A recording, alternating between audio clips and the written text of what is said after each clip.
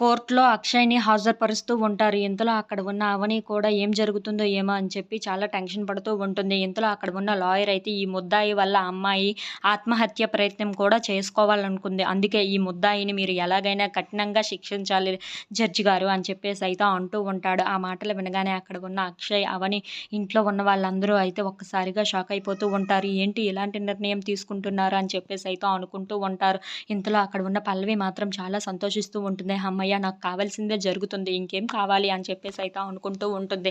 ఇంతలో అక్కడ ఉన్న శ్రీకర్ అయితే అలాంటిది ఏమీ అవసరం లేదు లాయర్ గారు అని చెప్పేసి అయితే అంటూ ఉంటాడు.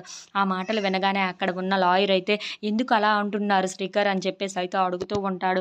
ఆ మాటలు వినగానే అక్కడ ఉన్న శ్రీకర్ అయితే ఆ అమ్మాయి ఇప్పుడు మెలకువలోనే ఉంది, కోలుకుంది అని చెప్పేసి అయితే అంటూ ఉంటాడు. ఆ మాటలు వినగానే అక్కడ ఉన్న పల్లవి అయితే ఒక్కసారిగా షాక్ అయిపోతూ ఉంటుంది.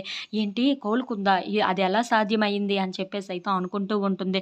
ఇంతలో అక్కడ ఉన్న లాయర్ కూడా ఒక్కసారిగా షాక్ అయిపోయి, ఏది ఆ అమ్మాయి మెలకువలో ఉంటే ఆ అమ్మాయిని ఒక్కసారి పిలిపించి చూడండి అని చెప్పేసి అయితే అంటూ ఉంటాడు.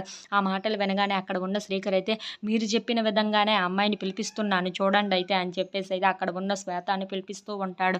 ఇంతలో అక్కడికి శ్వేత అయితే వస్తూ ఉంటుంది. అది చూడగానే అక్కడ ఉన్న అక్షయ్, అవని వాళ్ళు అయితే చాలా సంతోషిస్తూ ఉంటారు. ఇంతలో అక్కడ ఉన్న పల్లవి మాత్రం చాలా కంగారు పడిపోతూ ఉంటుంది. అమ్మో! ఇప్పుడు ఏం జరుగుతుందో ఏమో, నా గుట్టుని ఇది బయట పెట్టేస్తుందే, ఇప్పుడు ఏం చెయ్యాలి అని చెప్పేసి అయితే చాలా టెన్షన్ తీసుకుంటూ ఉంటుంది. ఇంతలో అక్కడ ఉన్న అవని వాళ్ళు మాత్రం చాలా సంతోషిస్తూ ఉంటారు. ఈ అమ్మాయి ఏం చెప్తుందో ఇప్పుడే మీరే వినండి అని చెప్పేసి అయితే శ్రీకర్ అంటూ ఉంటాడు. If you like this video please like, share and subscribe.